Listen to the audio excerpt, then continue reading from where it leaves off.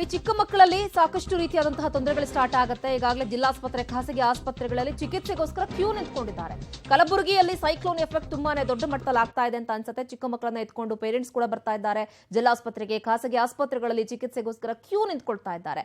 ಯಾಕಂದ್ರೆ ಈ ಸಂದರ್ಭದಲ್ಲಿ ಮಕ್ಕಳಿಗೆ ತುಂಬಾನೇ ಆರೋಗ್ಯದ ಸಮಸ್ಯೆಗಳು ಕಾಣಿಸ್ಕೊಳ್ತಾ ಇದೆ. ಕಳೆದ 2-3 ದಿನಗಳಿಂದ ಕಲಬುರಗಿಯಲ್ಲೂ ಕೂಡ ಸೈಕ್ಲೋನ್ ಎಫೆಕ್ಟ್ ಆಗಿರುವಂತಹ ಹಿನ್ನೆಲೆಯಲ್ಲಿ ಬಹುತೇಕವಾಗಿ ಏನಂದ್ರೆ ಕಳೆದ 3 ದಿನಗಳಿಂದ ಕೂಡ ಮೋಡ ಕವಿದ ವಾತಾವರಣ, ತುಂತುರು ಮಳೆ ಆಗ್ತಾ ಇದೆ. ಅದರಲ್ಲೂ ಕೂಡ ಚಳಿಗಾಲ ಆಗಿರೋದ್ರಿಂದ ವಿಪರೀತ ಚಳಿ ಜೊತೆಗೆ ಗಾಳಿ ಕೂಡ ಬೀಸ್ತಾ ಇದೆ, ತಣ್ಣನೆ ಗಾಳಿ. ಇದರ ಪರಿಣಾಮವಾಗಿ ಮಕ್ಕಳ ಮೇಲೆ ವ್ಯತಿರಿಕ್ತ ಪರಿಣಾಮ ಆಗ್ತಾ ಇದ್ದು ಏನಂದ್ರೆ ಮಕ್ಕಳಲ್ಲಿ ಜ್ವರ, ಶೀತ ಸೇರಿದಂತೆ ಇನ್ನಿತರ ಕೆಲ ಕಾಯಿಲೆಗಳು ಕಂಡು ಬರ್ತಾ ಇದೆ. ಹೀಗಾಗಿ ಕಲಬುರಗಿಯ ಜಿಲ್ಲಾಸ್ಪತ್ರೆ ಸೇರಿದಂತೆ ಬಹುತೇಕ ಯಾವ ಆಸ್ಪತ್ರೆಗಳ ಮುಂಭಾಗದಲ್ಲಿ ಹೋದ್ರೂ ಕೂಡ ಮಕ್ಕಳಲ್ಲಿ ಒಂದು ರೋಗದ ಅಂದ್ರೆ ಜ್ವರ, ಶೀತ ಸೇರಿದಂತೆ ಇನ್ನಿತರ ಒಂದಿಷ್ಟು ರೋಗದ ಲಕ್ಷಣಗಳು ಕಂಡು ಬರುವಂತಹದ್ದು ಸರ್ವೇ ಸಾಮಾನ್ಯವಾಗಿದೆ.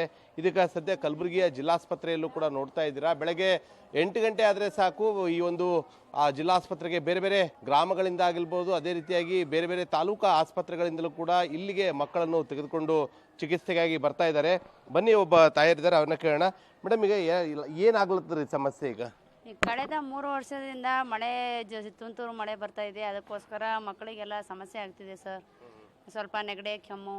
ಯಾವ 3 ದಿನ ಆಯ್ತೇನ್ರಿ? ಈಗ 3 ದಿನ ಆಯ್ತು ರೀ ಸರ್. ಏನಂತಾರೆ ಡಾಕ್ಟ್ರು ಸಿರಪ್ ಎಲ್ಲ ಬರೆದು ಕೊಟ್ಟಾರ್ರಿ, ಔಷಧಿ ಬರೆದು ಕೊಟ್ಟಾರ. ಇದು ಏನಂದ್ರೆ ಪೋಷಕರ ಮಾತಾಗಿತ್ತು. ಕಳೆದ 2-3 ದಿನಗಳಿಂದಲೂ ಕೂಡ ಈ ರೀತಿಯಾಗಿ ಶೀತ ವಾತಾವರಣ ಆಗಿರುವಂತಹ ಹಿನ್ನೆಲೆಯಲ್ಲಿ ಈಗ ಸದ್ಯ ಏನಂದ್ರೆ ಮಕ್ಕಳಲ್ಲಿ ಈ ರೀತಿ ಶೀತ ಮತ್ತೆ ಜ್ವರ ಮತ್ತೆ ಕೆಮ್ಮು ಸೇರಿದಂತೆ ಇನ್ನಿತರ ಕಾಯಿಲೆಗಳು ಬರ್ತಾ ಇರೋದಾಗಿ ಹೇಳ್ತಾ ಇದ್ದಾರೆ. ವೈದ್ಯರಿದ್ದಾರೆ, ಅವ್ರನ್ನು ಕೂಡ ಕೇಳೋಣ.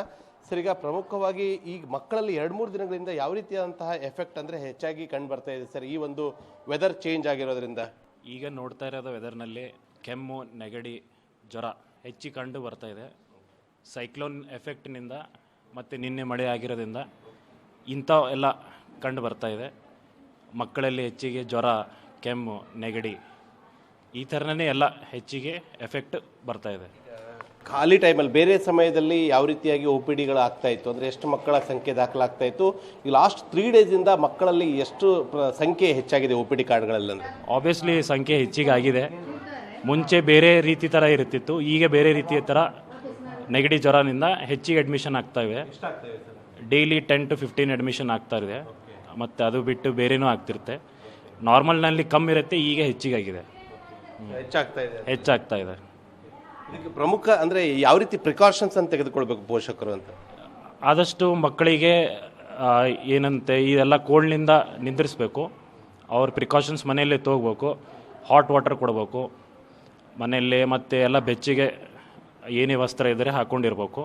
ಸೈಕ್ಲೋನಿಂದ ಉಳಿಯಬೇಕಾದ್ರೆ ಸ್ವಲ್ಪ ಮನೆಯಲ್ಲೇ ಇದ್ದರೆ ಬೆಟರ್, ಗಾಳಿ ಹೆಚ್ಚಿಗೆ ಹಾಕಬಾರ್ದು. ಇದಿಷ್ಟು ವೈದ್ಯರ ಮಾತಾಗಿತ್ತು. ಏನಂದರೆ ಕಳೆದ 2-3 ದಿನಗಳಿಂದ ಕೂಡ ಸೈಕ್ಲೋನ್ನ ಎಫೆಕ್ಟ್ ಹಿನ್ನೆಲೆಯಲ್ಲಿ OPDಗಳಲ್ಲಿ ಸಂಖ್ಯೆ ಕೂಡ ಹೆಚ್ಚಾಗಿದೆ. ಈಗ ಪ್ರಮುಖವಾಗಿ ಏನಂದರೆ ಸೈಕ್ಲೋನ್ನ ಒಂದು ಎಫೆಕ್ಟ್ ಒಂದು ಕಡಿಮೆ ಆಗುವವರೆಗೂ ಕೂಡ ಮಕ್ಕಳನ್ನು ಜಾಗೃತರಾಗಿರಬೇಕು. ಎಷ್ಟು ಬೆಚ್ಚನೆಯಾಗುತ್ತೆ ಅಷ್ಟು ಬೆಚ್ಚನೆಯಾಗಿ ಮಕ್ಕಳನ್ನು ಮನೆಯಲ್ಲಿ ಇಟ್ಕೊಂಡ್ರೆ ಸೇಫ್ ಅಂತ ವೈದ್ಯರು ಕೂಡ ಹೇಳ್ತಾ ಇದ್ದಾರೆ. ಕ್ಯಾಮ್ರಾ ಪರ್ಸನ್ ಮನೀಶ್ ಒಂದಿಗೆ ಪ್ರವೀಣ್ ರೆಡ್ಡಿ, ಪಬ್ಲಿಕ್ ಟಿವಿ, ಕಲಬುರಗಿ.